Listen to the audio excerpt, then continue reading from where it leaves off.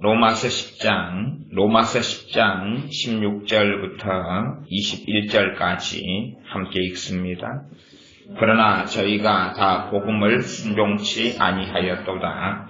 이사야가 가로되 주여 우리의 전하는 바를 누가 믿었나이까 하였으니 그러므로 믿음은 들음에서 나며 들음은 그리스도의 말씀으로 말미암았느니라. 그러나 내가 말하노니 저희가 듣지 아니하였느뇨. 그렇지 아니하다. 그 소리가 온 땅에 퍼졌고 그 말씀이 땅 끝까지 이르렀도다 하였느니라. 그러나 내가 말하노니 이스라엘이 알지 못하였느뇨.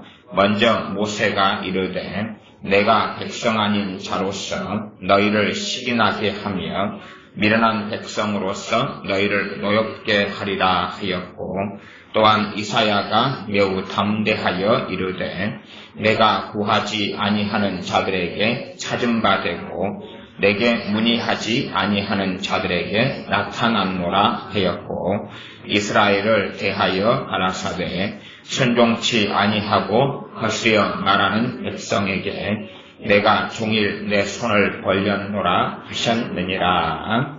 아멘. 주님께서 이 땅에 계셨을 때에 이 땅에 있었던 팔레스틴에 있었던 사람들은 주님께 가르침을 받았습니다. 그러나 몇 명을 제외하고는 그 가르침의 열매를 거두지 못했습니다. 많은 학생이 학교에 가서 수업을 듣고 또한 대학생은 학교에 가서 강의를 듣습니다. 그러나 성적은 천차만별입니다. 수업 시간에 내가 앉아있다 해서 자동적으로 어떠한 열매를 거두게 되거나 좋은 성적을 결코 얻을 수 없습니다. 많은 사람들이 하나님의 말씀에 대하여 접근하는 방법이 참 가볍게 접근하고 심각하게 생각하지 않고 마음에 담지 않고 그렇게 어떤 면에서 성경에 대한 지식으로만 접근합니다. 아, 성경에 그런 내용이 있다는구나 이상. 그리고 하나님의 말씀이 내게 이루어져야지. 결코 하나님 말씀은 그 사람들에게는 절대 역사하지 않습니다. 아무리 성경을 달달달 배워서 66권을 다 배운다 할지라도 하나님 말씀은 그런 사람에게는 역사하지 않습니다. 하나님 말씀은 마음에 담아두어서 마음에서 말씀의 뿌리가 내려서 그래서 그것으로 인하여 첫째는 믿음이라는 열매를 만들어내는 사람들에게 역사합니다. 어떤 면에서 어떤 씨앗이 떨어져서 열매를 맺을 때까지는 우여곡절을 많이 겪습니다. 어떨 때는 비가 너무 안 오고 어떨 때는 비가 많이 오고 그렇습니다. 우리의 삶에는 우여곡절이 많이 있습니다.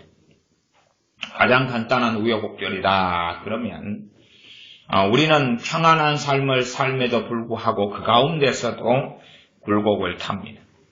소위 말하면 첫째는 마귀의 공격, 마귀 역사가 있는 거죠. 어제나 오늘이나 특별히 변화되지 않는 평범한 삶인데도 어제는 마귀가 틈을 타지 않았다가 다시 오늘은 마귀가 틈을 타게 되기도 합니다. 마귀가 틈을 타게 되어지면 일반적으로는 우리의 믿음은 약화되고 뻔하지 않습니까? 불이 활활 피어오르는데 물을 거기에 끼얹어 버리면 불은 꺼져갑니다. 그래서 많은 사람들이 신앙생활을 오래 함에도 불구하고 이 듣는 풍월은 많아지는데 그러나 믿음은 제자리 걸음을 하거나 밑바닥으로 떨어져 버립니다. 최근에 우리 교회에서 함께 신앙생활을 몇 년간 했던 집사님의 장례식에 몇몇 분들은 함께 다녀왔습니다.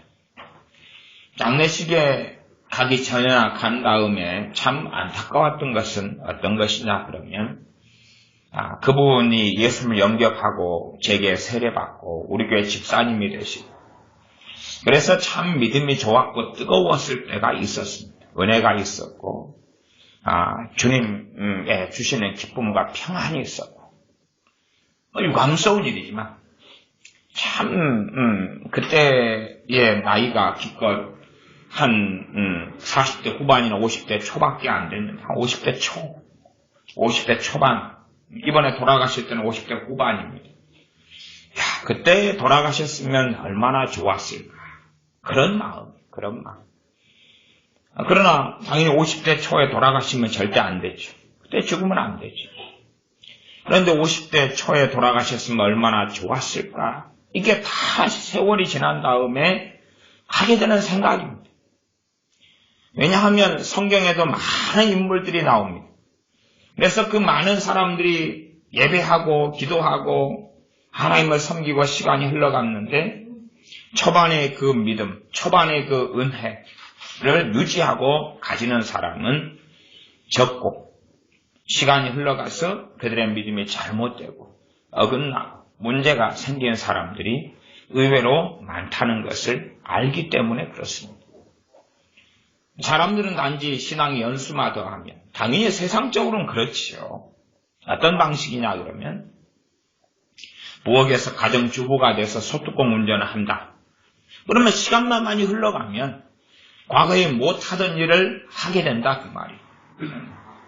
야, 과거에 생선 손질을 못했는데 하필이면 남편이 낚시에 취미를 들여가지고 물고기를 잡아오기 시작하니까 이건 뭐 버릴 수도 없고 손질을 안 할 수도 없고 할 수도 없는 그러면서 어쨌든 몇 마리씩이라도 하게 되죠. 그래서 가정주부다 그러면 시간이 흘러가면 흘러갈수록 가정주부로 사는 것은 익숙해지고 능숙해집니다. 그러지 않습니까? 우리가 어떤 직장과 직업이 있다 그러면 그 직장에서 어지간하면 오랜 세월이 지날수록 더 빨리 무슨 일도 가능하고 더 실력이 늘어갑니다. 그냥 별 관심이 없이 지낸다 해도 서당계 3년이면 분식집 개 3년이면 라면을 끓인다. 그런 말처럼 시간이 흘러가면 호전되고 좋아지죠. 그러나 하나님 앞에서 살아가는 것은 지식이 아니라 정보가 아니라 관계이기 때문에 하나님과의 관계이기 때문에 믿음이 퇴보하는 것은 비일비재한 일이 되어집니다. 단지 그냥 성경의 지식이라면 아브라함에 대한 이야기를 과거보다 나는 더 잘 기억해. 다윗에 대한 이야기를 나는 더 잘 알아. 성경 목록가를 더 잘 부를 수 있고 성경 66권의 목차를 더 잘 알고 있어. 성경 장절을 더 많이 외우고 성경의 대관 요점을 나는 말할 수 있어. 그렇게 할지 몰라도 그의 믿음은 그의 은혜는 그에게 있는 하나님의 사랑과 능력은 약화되고 사라지고 얼마든지 없어져 갑니다. 과거에 제가 10몇 년 전에 교회를 개척했을 때에 우리 교회에 처음 집사님이 되신 분이 있습니다. 그분이 자궁암 말기가 되셔서 사형 선고 받았어요. 옷도 다 태워버리고 그렇게 죽을 날만 기다리다가 치유를 받고 우리 교회에서 신앙생활을 하게 됐습니다. 그때 이제 함께 했던 분이 그분의 남편, 이혼한 남편입니다. 이혼한 남편. 그 남편은 자기 아들 둘이를 낳은 그 아들들도 나이가 30 이렇게 됐습니다. 두 아들이, 30 이쪽 저쪽 두 아들을 낳은 아내가 죽는다 그러니까 죽을 때까지는 함께 있어주마. 그리고 다른 여자하고 살다가 얼마간 있어주려고 찾아왔었습니다. 그런데 하필이면 이 여자가 예수님의 이름으로 병이 치료돼버린 것입니다. 그리고 예수님을 믿어버린 것이죠. 안 죽어버렸다 그 말이에요. 잠깐 그냥 살다가 죽어버리면 자기는 그 여자한테 돌아갈 텐데 못 돌아갔어요. 그리고 이제 신앙생활을 우리 교회에서 시작하게 되고 그리고 두 분 다 집사님이 됐고 두 분 다 당연히 제게 세례받았습니다. 그리고 몇 년의 시간이 지났습니다. 자궁암은 다 치료되고 깨끗하게 되고 몇 년이 지났습니다. 일단은 제가 볼 때는 그 다음 해까지는 믿음이 좋아졌습니다. 세례도 받고 기도 생활도 하고 믿음이 좋아졌습니다. 한 3년, 4년 되니까 엉망이 돼버리기 시작하는 겁니다. 엉망이 돼버려요. 최소한 1년에는 내가 올해 죽어야 될 사람입니다. 우리 주 예수님께서 살려주셨을 뿐만 아니라 생명을 주신 거죠. 이 자궁이 다 그냥 암으로 다 망가져 버렸는데, 그런데 주님이 치료해 주신 거고, 예수님을 믿게 되었다는 것. 그리고 그전에는 항상 증오심 도끼에 가득했는데 하나님의 은혜가 임하면서 이 증오심과 도끼를 물러놓기 시작했죠. 그래서 평안이 찾아오기 시작했어요. 그런데 이제 이 남편하고 살다 보니까 이 남편이 과거에 했던 일이 계속 생각나는 겁니다.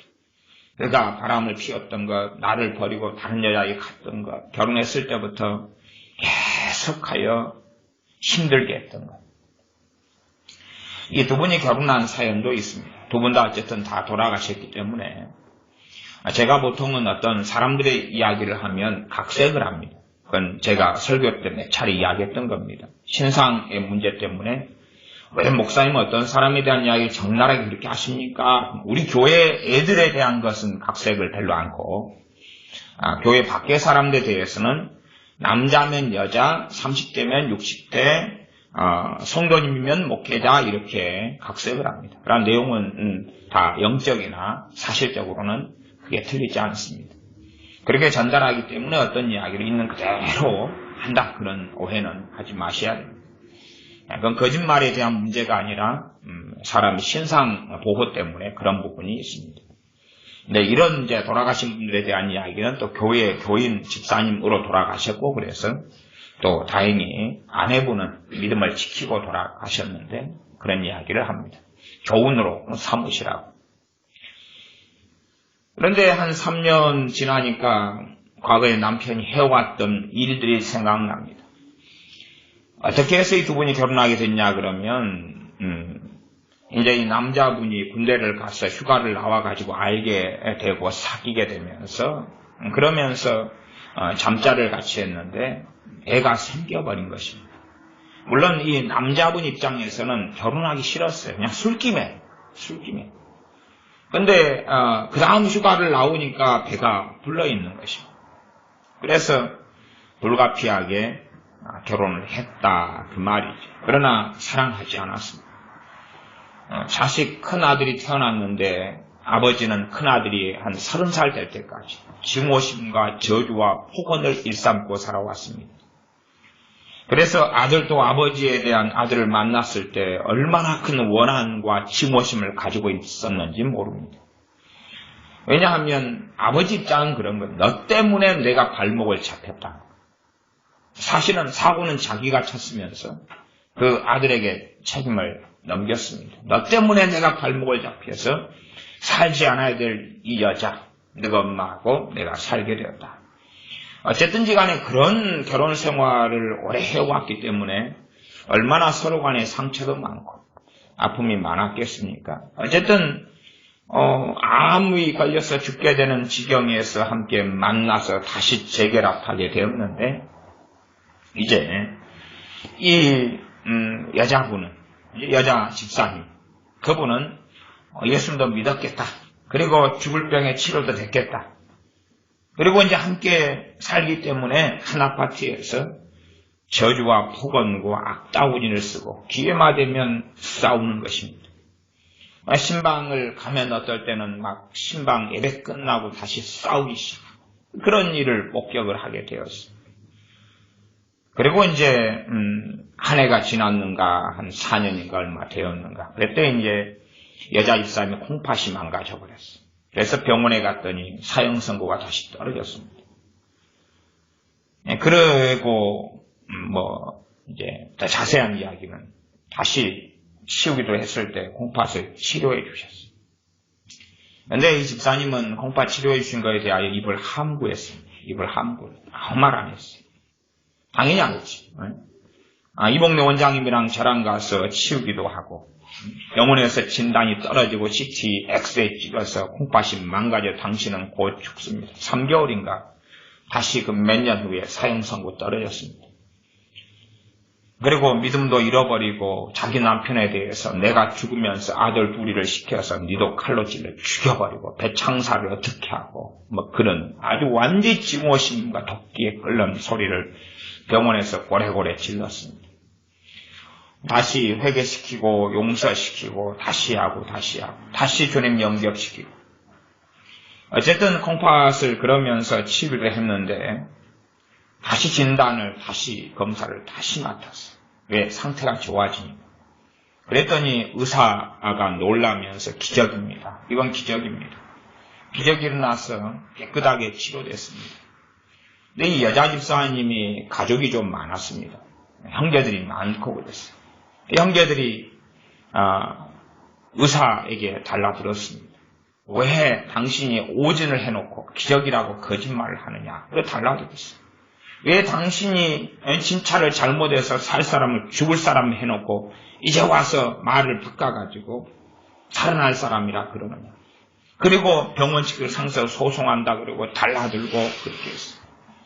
이 집사님은 자기가 주님의 이름으로 기도할 때에 뜨거워지고 치유가 일어난 걸 경험했습니다.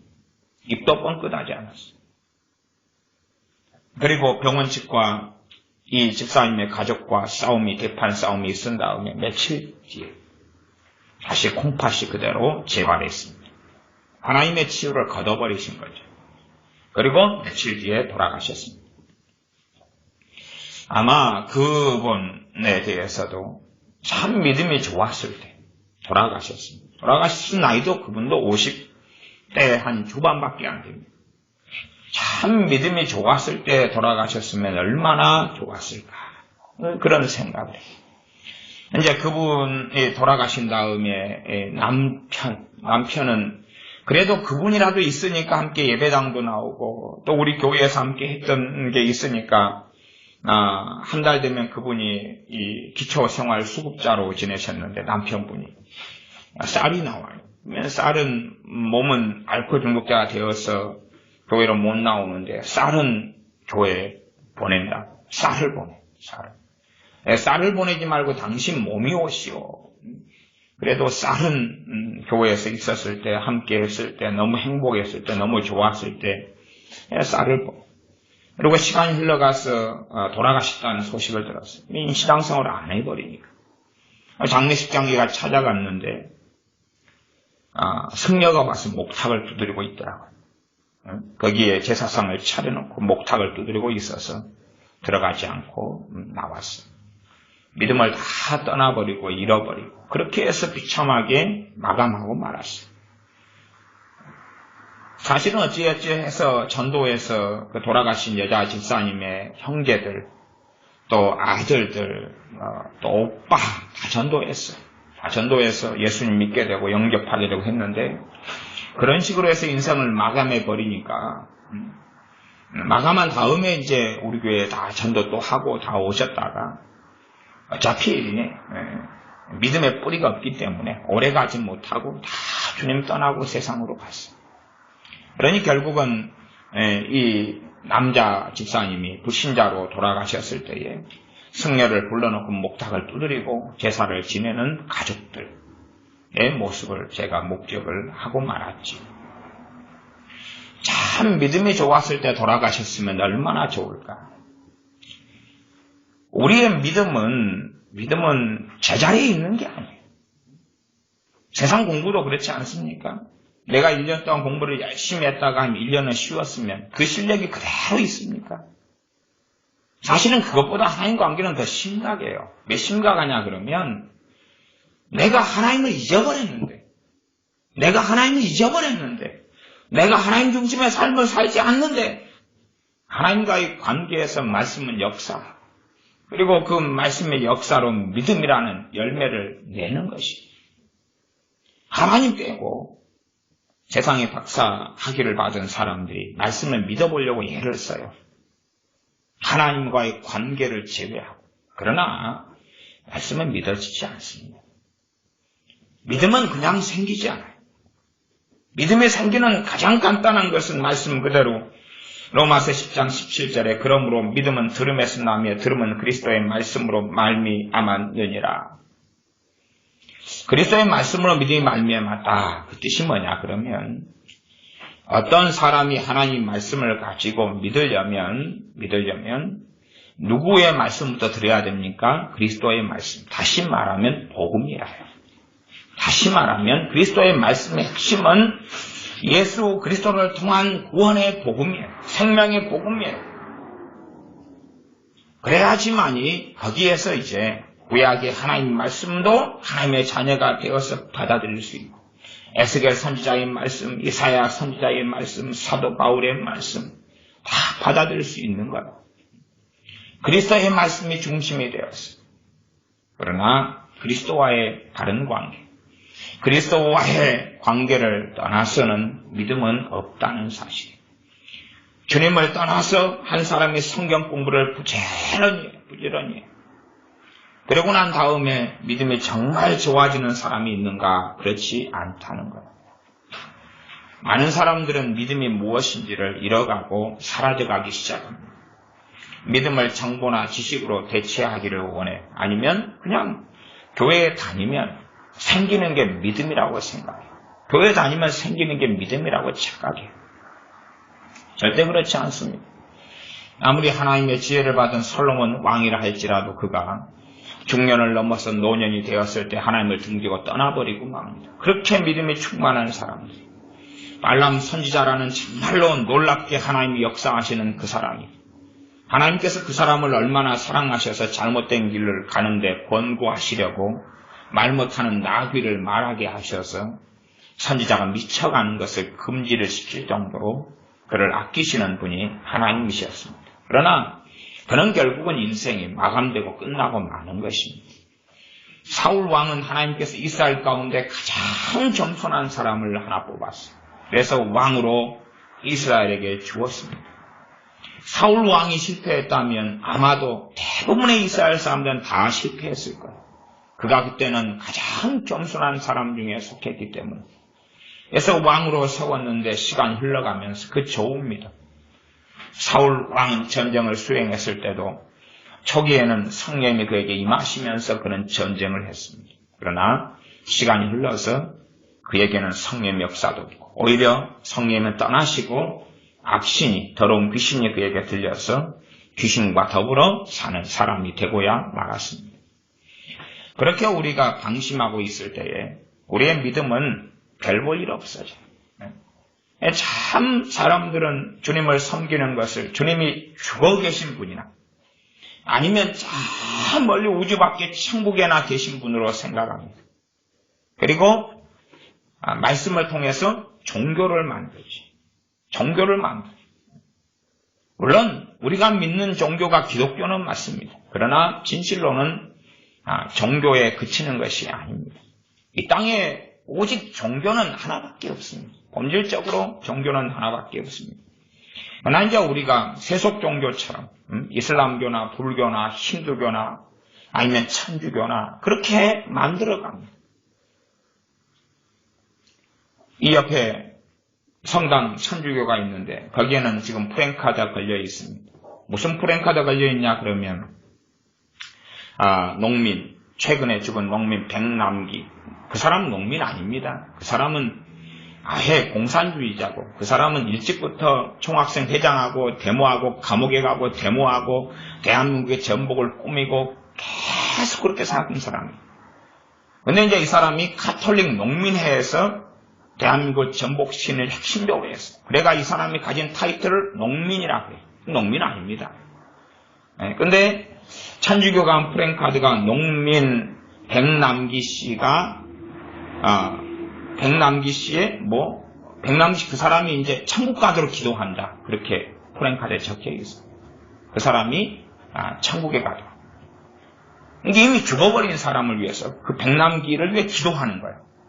그게 천주교의 정체성이에요.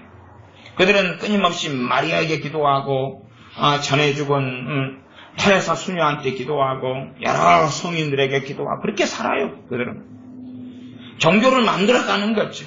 종교에는 경건한 모습이 필요하니까 절에 가면 고요하게 산사의 종소리가 울리고, 그리고 성당에 가면 너울을 뒤집어 쓰고, 그리고 앉아서 종교적인 모습과 폼을 잡죠.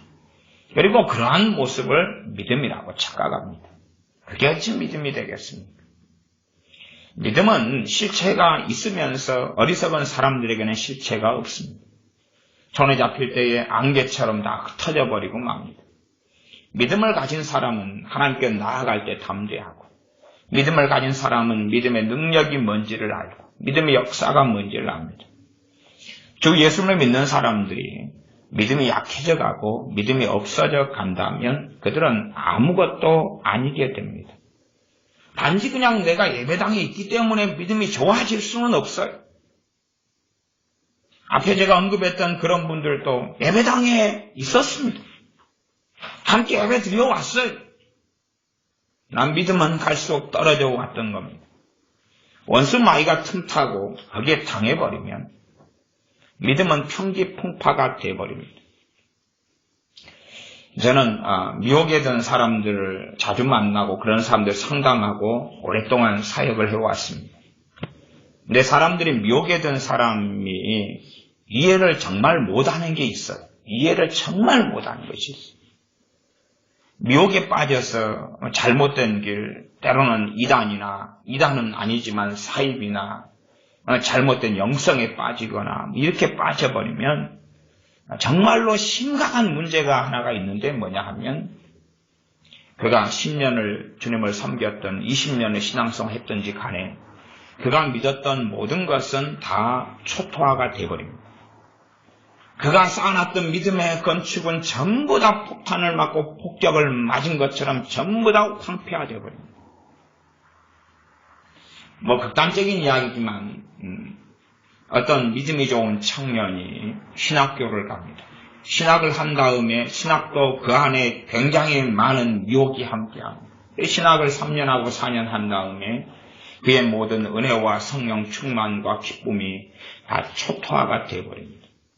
신학교를 나오면 다시 시작해야 됩니다. 이제 오늘갓 중생하고 오늘갓 거듭난 사람처럼 아니면 다시 주님의 복음을 다시 상기하고 다시 되새김질하고 다시 주님을 영접하고 다시 시작해야 됩니다. 꼭 말하자면 기독교에 대하여 성경에 대하여 신앙에 대하여 더 많은 풍어를 안 사람에 불과하게 되고야 합니다. 그러나 미혹에 든 사람들이 대부분은 쉽게 회복하지 못합니다. 그 이유는 뭐냐 하면 자기의 신앙생활이 초토화가 되어버려서 다 무너져 버렸는데 문제는 자기가 가진 성경에 대한 지식, 자기가 과거에 은혜 받았던 체험 그런 것을 가지고 자기는 과거의 신앙 그대로인 양 착각합니다. 절대 그대로가 아니거든요. 다 평지풍파를 만나고 전부 다 초토화가 되어버렸습니다. 그래서 아무것도 없는데 착각을 해요. 착각을 해서 말하자면 한 3층까지 건축하고 있었다라고 비유하겠습니다. 3층까지 믿음을 건축하다가 전부 다 폭삭 다 주저앉아 버렸어요. 그런데 그 사람은 이 너희 믿음으로 자기를 건축하며 말씀하신 대로 믿음으로 건축했는데 3층까지 갔다가 다 무너져 버렸는데 자기는 지금 3층을 짓고 있는 중인지 안다 그 말이에요. 그래서 크레인을 하나 불러다가 크레인에 벽돌을 잔뜩 실어서 3층 높이까지 크레인으로 매달아 가지고 3층에서 그걸 투하를 시키는 거죠. 왜? 자기 믿음으로는 자기는 3층을 지금 바닥 공사 다 끝났고 3층에 지금 벽을 쌓고 있는 중이라고 믿거든요. 그러나 아무것도 없어요. 이 세상의 건축이라면 눈에 보이니까 이게 다 박살나버리고 아무것도 없습니다. 보이는데 신앙생활은 믿음은 눈이 가려워지고 귀가 어두워지면 보지 못하고 알지 못합니다. 그래서 자기는 과거의 그 믿음 그 수준에 있다고 생각합니다. 우리가 과거의 신앙생활의 추억에 매달려 산다면 우리의 믿음은 별 볼 일 없어진 겁니다. 많은 사람들이 과거에 은혜 받았던 체험, 과거에 주님과 함께 살았던 이야기를 많이 합니다. 그런 이야기 하는 것은 잘못도 아니고 죄도 아닙니다. 그러나 현재의 이야기가 있어야 한다는 이야기. 과거보다 내가 주님을 더 많이 알게 됐으면 현재의 이야기가 있어야 돼요. 현재 주님과 함께 사는 이야기가 있어야 되고 현재 하나님을 만난 이야기가 있어야 되고, 현재 전능하신 살아계신 하나님께서 내 아버지 되셔서 기도에 응답하시는 이야기가 있어야 됩니다. 근데 그런 이야기는 없어요. 현재의 이야기, 올해의 이야기, 작년의 이야기, 재작년의 이야기, 3년 전의 이야기는 없어요. 10년 전에, 7년 전에, 20년 전에. 저도 금식했을 때 이런 응답을 받았습니다. 그런 이야기. 그러나 이미 그 사람은 현재의 이야기가 없다면 그의 신앙은 초토화가 돼버린 것입니다. 다 무너져 버린 것입니다. 그 자기가 있는 자리가 어느 자리인지 알아야지만이 거기서부터 건축하는 게 가능해집니다. 그러나 그것을 제대로 분별하지 못한다면, 알지 못한다면 믿음의 건축, 신앙의 건설은 할 수가 없습니다. 그래서 우리의 믿음은 그리스도의 말씀에서 말미암는다고 로마 10장 17절은 이야기했습니다.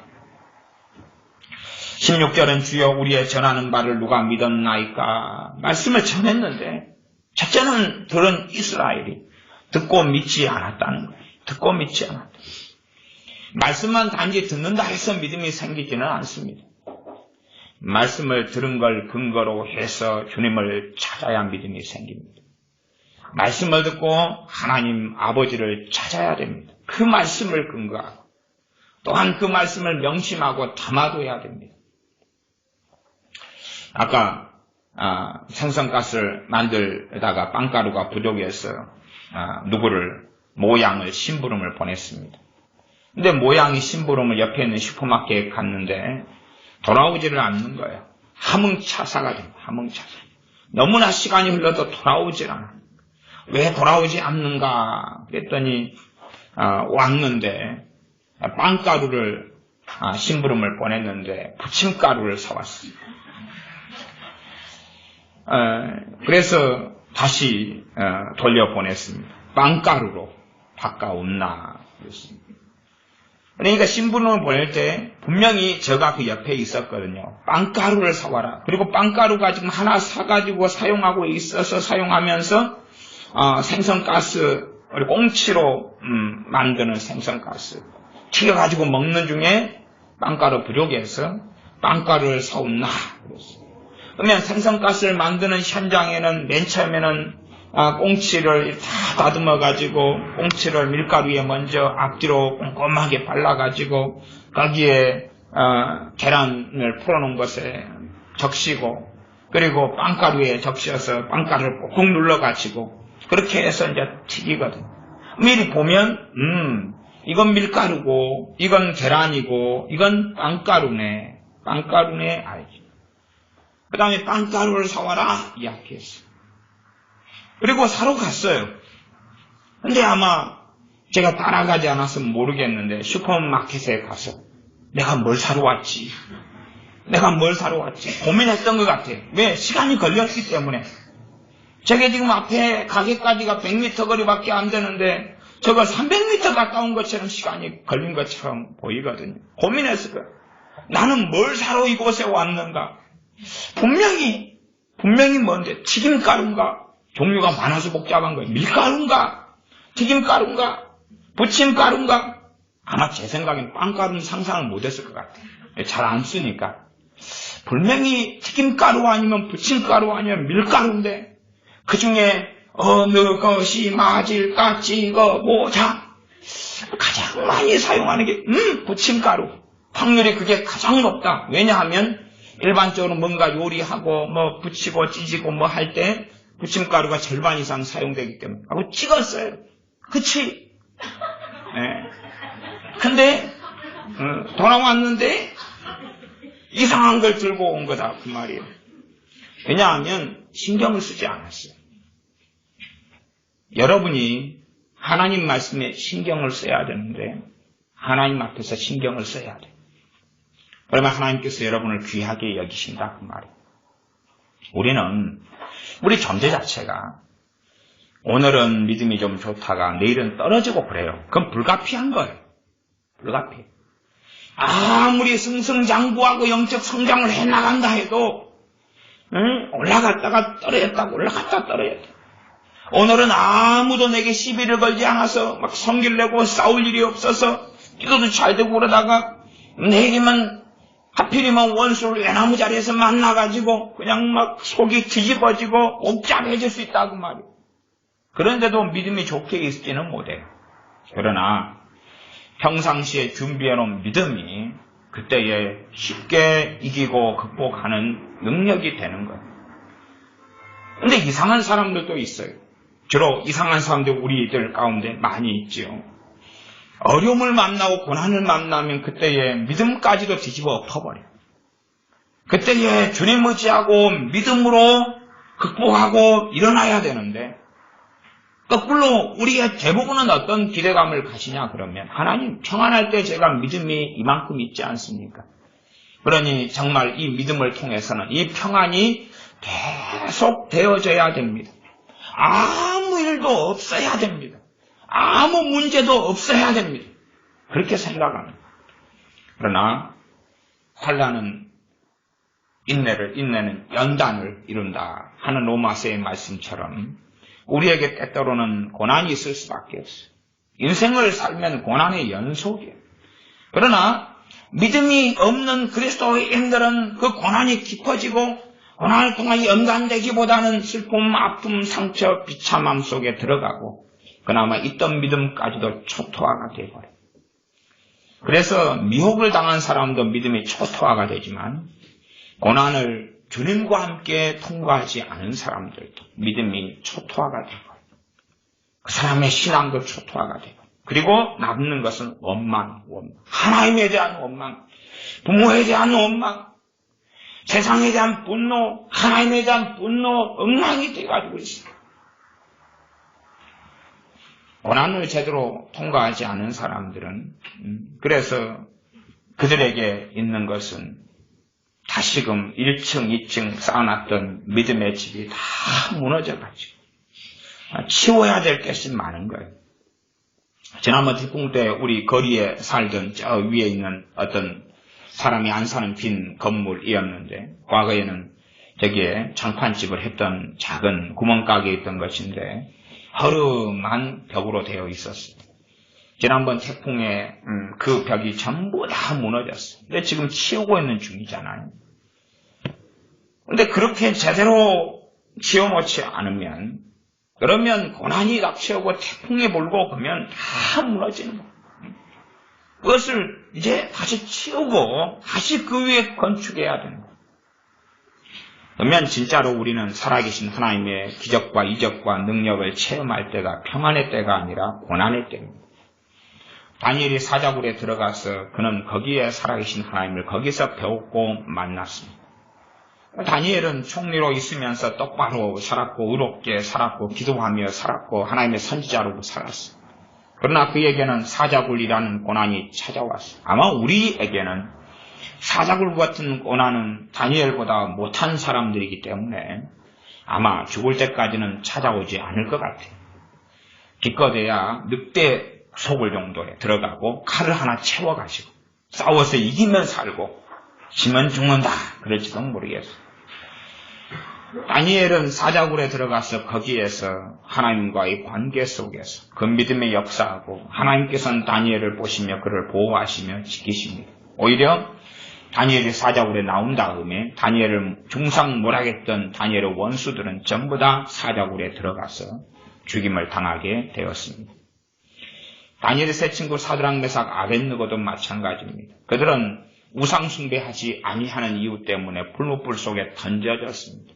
그리고 죽음의 현장인 네 동생이 찾았는데 인자 같은 이가 함께하고 그리고 그들은 전혀 흘리지도 않고 다치지도 않았습니다. 사실상 어떤 면에서 우리가 평안의 때 우리의 믿음을 준비하고 그리고 우리는 작은 고난들부터 겪어보는 것입니다. 그때에 우리의 믿음이 더 뜨겁게 되고 믿음의 능력이 나타나느냐. 정말 추운 겨울이면 불을 피웁니다. 그래서 우리를 따뜻하게 몸을 녹이는데 그런데 이 불을 피워놨는데 비가 다 내려서 그 불까지 꺼져버립니다. 아니면 피워놓은 불이 우리의 젖은 몸을 녹이고 열기를 가져다 주느냐.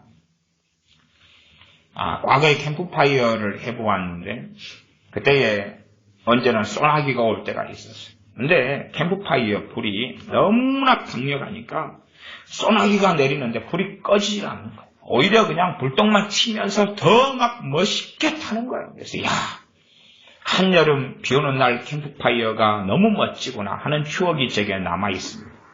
그런데 쬐깐한 모닥불을 피워놓으니까 비가 오니까 금세 꺼져 죽어버리는 거죠. 우리의 고난과 환난을 통해서는 또 우여곡절을 통해서는 우리의 믿음을 연단할 때고 내가 정말로 말씀을 통해서 믿음이 있는 사람인가? 아니면 단지 예배만 참석하면서 믿음이 뭔지 모르고 성경 지식만 가지고 있으면서 믿음이란 실체를 연결해내지 않게 되고 말았는가를 확인해야 됩니다. 평안하게 이렇게 신앙생활을 할 때는 좋습니다. 그러나 어차피 고난들은 곳곳에, 문제들은 곳곳에 산적에 있습니다. 왜냐하면 우리는 불완전한 세상, 죄가 만연한 세상에 살고 우리도 죄인일 뿐만 아니라 때로 죄인들을 만나고 악인들을 만납니다. 그러면 그들에게 마귀 역사가 있고 내게도 우리에게도 마귀 역사가 있을 때가 있을진데 어찌 세상 사람들에게 마귀 역사가 없겠느냐 그 말이에요. 그러면 트러블이 있고 문제가 있고 고난이 생기는 건 당연한 거예요. 당연한 거예요. 그때 우리의 믿음이 역사하느냐 그렇지 않느냐. 그때 우리의 믿음은 역사해야 됩니다. 하나님께서 평안의 때를 주시고 감당할 만한 작은 문제를 허락하시고 평안의 때를 주시고 감당할 만한 작은 문제를 허락하시고 그런 기회를 한참을 우리들을 보호하시면서 행하시고 그러나 그 어느 때가 지나면 이제 우리가 마땅히 준비해야 될 믿음을 준비하지 못한 채 어느 때가 지나면 유감스럽게 감당치 못할 것 같은 일이 벌어지고 그것을 인하여 우리의 신앙과 삶도 다 무너져 버리는 때도 다가오는 것은 알아야 됩니다. 여러분이 그런 이해와 자각이 없다면 더 인생을 살아보시고 더 눈을 넓게 열어서 다른 사람들을 살펴봐 보세요. 어차피 대한민국에는 크리스찬이라 하는 사람들이 4명, 5명 가운데 1명이에요. 그렇기 때문에 믿는 사람들을 이렇게 많이 살펴볼 수가 있어요. 많이 살펴볼 수 있어요. 많이. 저 사람이 10년 전은 어땠는가 뜨겁게 기도하고 뜨겁게 찬양하고 지금은 어떠는가 빠이빠이. 어떤 사람은 무당이 되어 있고 어떤 사람은 점쟁이가 되어 있고 어떤 사람은 순식간에 비참한 비극적인 죽음을 맞이했고 제가 당연히 목회자로 많이 살아왔고 그리스도인으로 오래 살아왔기 때문에 많은 목회자들을 압니다. 우리 목회자들의 죽음이 평화롭고 너무 좋고 성령 충만한 가운데 죽음을 맞이하는가? 절반 이상은 그렇지 않습니다. 절반 이상은 그렇죠. 절반 이상은 그냥 갑자기 예기치 못하게 비참한 사고로 죽습니다. 어떤 주의 종은 침에 걸려서 벽에 똥치를 하다가 죽습니다. 어떤 주의 종들은 증오심, 원망에 가득 찬 채 죽습니다. 은혜를 다 잃어버린 채 자기가 지은 예배당 건물에 집착하다가 죽습니다. 돈에 집착하다가 죽습니다.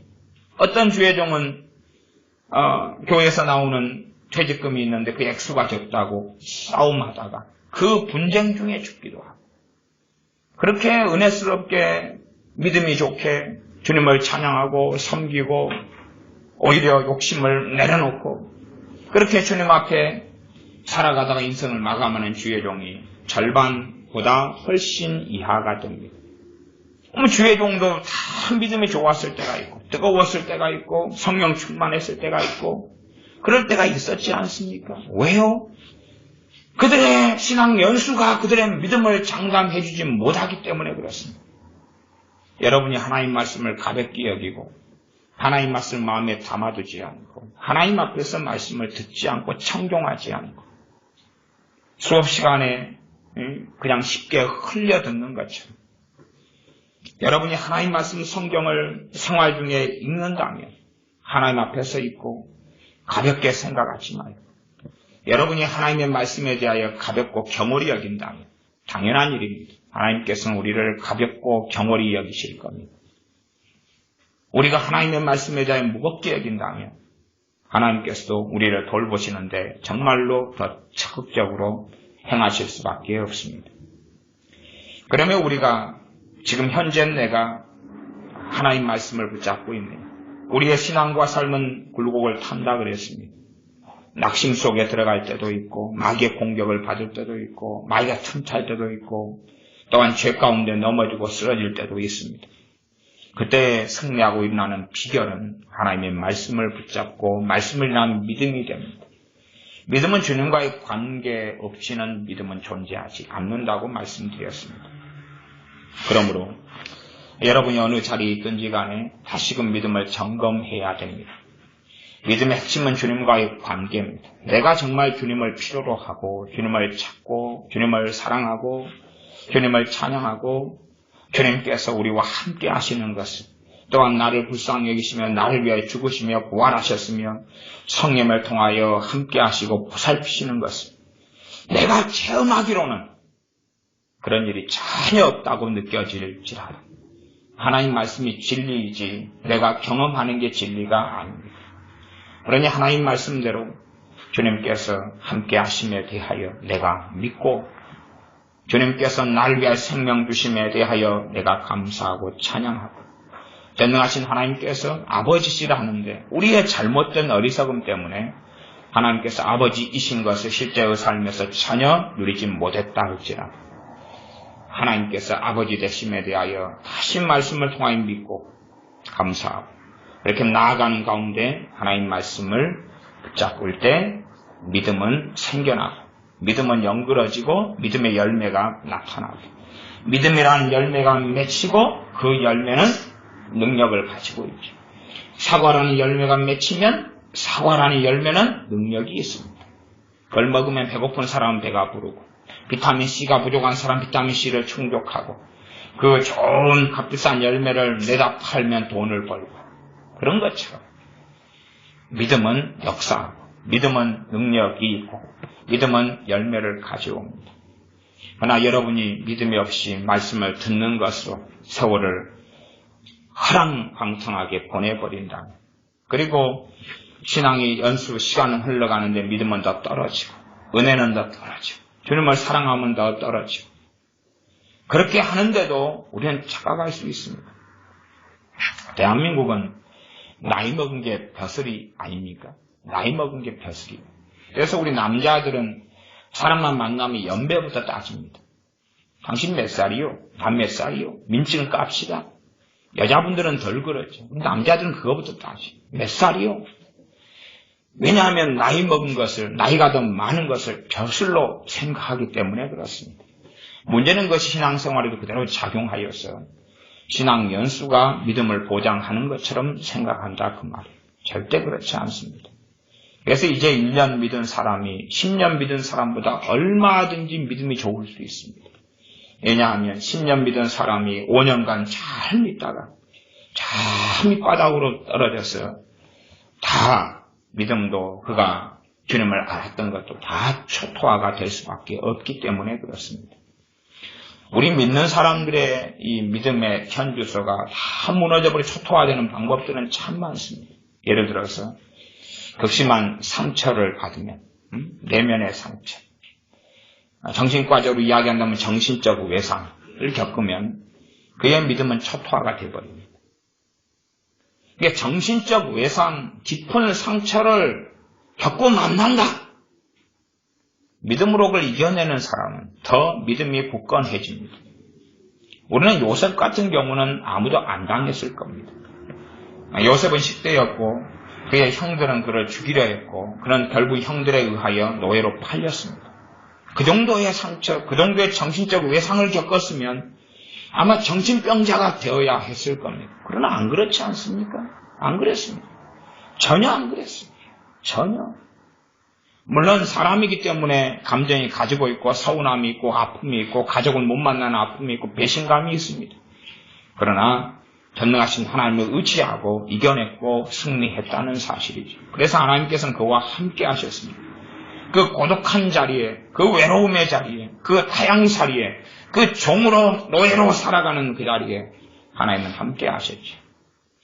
그러나 우리는 마음의 상처를 심하게 입으면서 오히려 주님을 배신하기도 하고 떠나기도 하고 믿음이 있는 믿음도 거기에 다 소모하고 다 잃어버리는 어리석은 사람이 되고야 합니다. 미혹돼도 믿음이 초토화되고 큰 마음의 상처를 받아도 그렇고 마귀가 틈을 타서 시간이 오래 기준은 자기 기준에 오래 보통 때는 한 3일 갔는데 일주일 갔다 보면 신앙생활을 해왔던 반년치 1년치는 그것이 끝장이 난다는 정도는 알고 계셔야 됩니다. 그래서 믿음이 그냥 올라갔다가 침체기에 믿음이 제자리, 다시 올라갔다 침체기의 제자리가 아니라 올라갔다가 침체와 어려움을 당하면 밑바닥까지 떨어져 버려요. 다시 올라갔다가 떨어져 버리는데 과거보다 더 떨어졌어. 그래서 인생과 삶도 맞출 수 있고 그렇기 때문에 신앙의 연수가 더해지는 사람일수록 통계입니다. 통계. 기도응답이 더 적습니다. 통계입니다. 신앙의 연수가 5년 차까지 기도응답이 한 10만큼 있다. 10년 차 5만큼, 20년 차 3만큼, 30년 차 0에서 1. 참으로 비극적인 일이죠. 물론 그 통계 자료를 제가 정확하게 인용하는 건 아닙니다. 그냥 대략적으로 그냥 그 정도 그런 방식으로 신앙 연수와 반비례해서 기도응답이 떨어져 버립니다. 왜? 당연히 교만해져 가니까 그러겠지. 자기가 믿음이 떨어져 간다는 것을 자각하고 알면 좋은데 그렇게 생각하지 않는 거예요. 믿음이 좋아져 가고 있다고, 하나님을 더 잘 알고 있다고, 하나님을 더 잘 섬겨왔다고 그렇게 착각하는 거기 때문에 그렇습니다. 하나님 말씀을 통하여 또한 주님과 나와의 관계, 전능하신 하나님과 나와의 관계, 기도도 주님 앞에서 엎드려야 하고 기도도 아버지 앞에 엎드려야 하고 정말로 찬양할 때에 하나님 들으시라고, 기도할 때에 하나님 들으시라고, 내 중심을 감찰하시고 하감하시도록 그렇게 말씀을 붙잡고 나아갈 때에 우리는 점점점 승승장구하며 믿음의 역사를 이루어내고 살게 될 것입니다. 기도하겠습니다. 아버지 하나님, 우리가 우리의 신앙 연수를 자랑하거나 우리의 성경 지식을 자랑하거나 혹은 예배에 참여하는 횟수를 자랑하여 우리가 예배에 참석을 여러 차례 많이 하기만 하면 주님을 더 자동적으로 알게 될 것이라 착각할 때가 얼마나 많습니까? 우리가 미혹될 때, 우리가 어리석은 자리에 오래 있을 때에 우리의 모든 신앙과 믿음이 초토화되어 버린 줄을 다시 자각하고 인식하고 엎드려서 초심으로 돌아가서 처음부터 다시 믿음으로 우리 자신을 건축하며 하나님의 말씀을, 복음의 말씀을 붙잡기 시작하면서 전능하신 주님 앞에, 전능하신 아버지 앞에 나아가는, 기도로 찬양으로 말씀으로 예배로 나아가는 우리 되게 하여 주시옵소서. 우리 주 예수님의 이름으로 기도하옵나이다. 아멘. 기도하겠습니다.